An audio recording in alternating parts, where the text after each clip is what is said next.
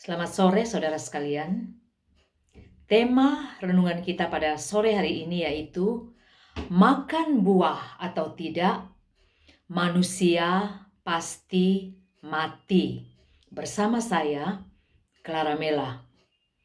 Dalam sebuah khotbah yang disampaikan oleh Pendeta Yusuf Roni, di situ beliau mengatakan sebuah kalimat yang sangat menarik, yaitu esensi buah itu adalah maut.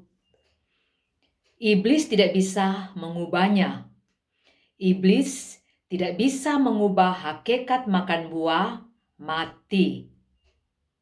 Demikian yang saya dengar dari khotbah yang disampaikan lewat internet. Pertanyaannya yaitu, apakah memang hakikat makan buah itu mati? Apakah hanya karena makan buah, manusia harus mati? Apakah buah adalah satu-satunya media kematian yang bisa dipakai oleh Allah? Apakah hanya karena makan buah, manusia sampai harus disebut berdosa dan oleh karena itu harus atau juga wajib mati? Dalam Kejadian 2 ayat 16 di situ tertulis, lalu Allah memberi perintah ini kepada manusia. Semua pohon dalam taman ini boleh kau makan buahnya dengan bebas, tetapi pohon pengetahuan tentang yang baik dan yang jahat itu janganlah kamu makan buahnya, sebab pada hari engkau memakannya, pastilah engkau mati. Buah atau makan buah bukanlah yang membuat manusia berdosa, tetapi merujuk pada Amsal 1 ayat yang ke-7, yaitu takut akan Allah adalah permulaan pengetahuan. Jadi sebenarnya yang menjadi poin terpenting di sini yaitu kata pohon pengetahuan dan juga kata janganlah. Artinya pengetahuan yang kita miliki adalah dasar dari hikmat dan kebijaksanaan, dan hal itu hanya dapat diperoleh saat kita takut atau kita hormat akan Tuhan. Kita takut, kita hormat akan firman Tuhan.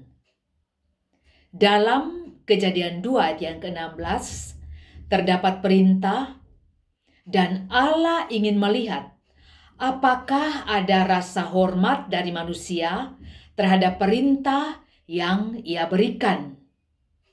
Apakah ada rasa hormat dari Adam dan Hawa kepada perintah yang disampaikan. Jadi, buah di sini bukanlah esensi kematian. Dan efek makan buah di sini bukanlah juga esensi dari kematian.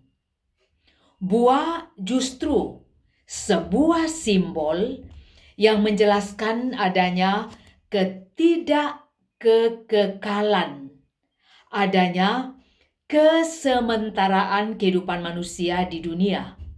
Jadi jangan kita berpikir bahwa jika tidak makan buah, maka kita manusia pasti akan hidup selamanya. Live forever.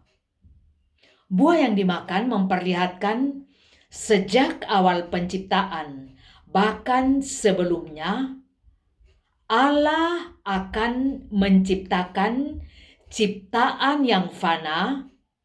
Allah akan menciptakan dalam kesementaraan ciptaan yang tidak kekal di dunia ini.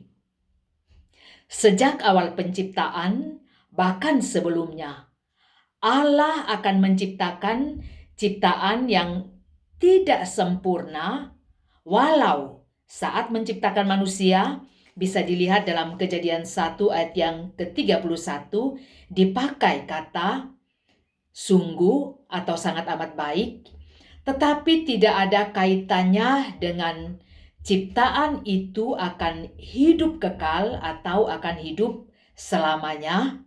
sepanjang mereka tidak makan buah pengetahuan tentang yang baik dan yang jahat. Buah yang dimakan bukanlah esensi absolut atau mutlak, tanda kematian.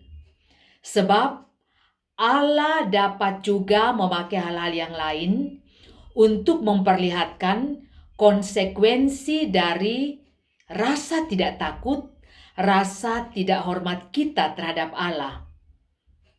Yang memperlihatkan bahwa kita manusia tidak mempergunakan kemampuan akali kita, tidak mempergunakan pengetahuan yang ada pada kita dengan bertanggung jawab, dan akibatnya pelanggaran kita lakukan dan pelanggaran tersebut membawa kepada kematian.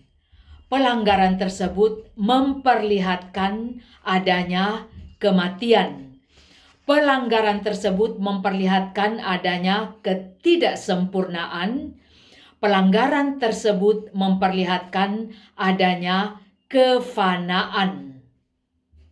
Sekali lagi, Amsal 1 ayat yang ke-7, takut akan Tuhan adalah sumber pengetahuan. Jadi, saudara sekalian, apa yang bisa kita pelajari lebih lanjut tentang Kejadian 2 ayat 16, yaitu kalimat, sebab pada hari engkau memakannya, tentu saja makan buah pengetahuan, pastilah engkau mati. Beberapa hal yang bisa kita simpulkan di sini. Yang pertama, manusia tidak pernah sejak awal diciptakan untuk hidup kekal. Kenapa? Sebab manusia dibuat dari sesuatu yang fana, sesuatu yang tidak tahan lama, sesuatu yang tidak kekal, yaitu tanah liat. Dan manusia bukanlah malaikat yang adalah roh. Jadi sebagai manusia, kehidupan kita sejak awal sudah ditentukan bahwa kita hidup di dunia ini tidak hidup kekal. Kita hidup di dalam kefanaan, kita hidup di dalam kesementaraan, dan kita pasti akan mati. Yang kedua, manusia tidak pernah sejak awal diciptakan untuk hidup kekal. Kenapa? Sebab kita manusia diciptakan, kita manusia adalah ciptaan. Kejadian 1 ayat yang ke-7. Yang ketiga, manusia tidak pernah sejak awal diciptakan untuk hidup kekal, sebab kita manusia dipercayakan. Bisa dilihat dalam Kejadian 1 ayat yang ke-15, juga ayat yang ke-28 sampai ayat yang ke-29. Yang keempat, manusia tidak pernah sejak awal diciptakan untuk hidup kekal, sebab kita manusia diperingatkan oleh Allah. Di situ bisa dilihat dalam Kejadian 1 ayat yang ke-16 sampai ayat yang ke-17. Yang kelima, manusia tidak pernah sejak awal diciptakan untuk hidup kekal, sebab manusia membutuhkan manusia yang lain atau membutuhkan satu sama lain, dan terlebih lagi membutuhkan Tuhan. Bisa dilihat dalam Kejadian 2 ayat 18 maupun juga ayat 21 sampai 22 dan Kejadian 3 ayat yang ke-21. Yang keenam, manusia tidak pernah sejak awal diciptakan untuk hidup kekal, sebab dalam kaitan dengan penjelasan yang saya telah jelaskan sebelumnya, manusia memperlihatkan adanya kesalahan, adanya ketidaksempurnaan. Bisa dilihat dalam Kejadian 3 ayat yang ke-6 sampai ayat yang ke-7 maupun juga ayat yang ke-7b.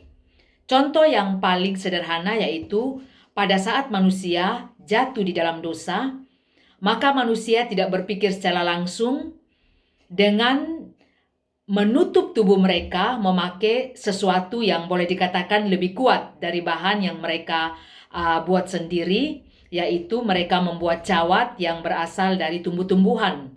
Tetapi kemudian Allah menggantikannya dengan kulit binatang. Sebab Allah Maha Sempurna, Allah tahu bahwa kulit binatang tentu lebih kuat dibandingkan dengan hanya sekedar memakai daun-daunan. Hal itu memperlihatkan ketidaksempurnaan berpikir dari manusia. Nah, saudara sekalian, sekali lagi, buah yang dimakan bukan kunci, bukan juga hakikat, esensi seperti yang dijelaskan oleh Bapak Pendeta Yusuf Roni dari kematian atau maut. Atau dengan kata lain bahwa setelah kita makan buah tersebut, maka kita akan mati. Justru memberitahu kepada kita manusia bahwa kematian itu telah ada dan telah diciptakan sejak awal untuk manusia pada saat kita dipersiapkan oleh Allah untuk hidup di dunia ini.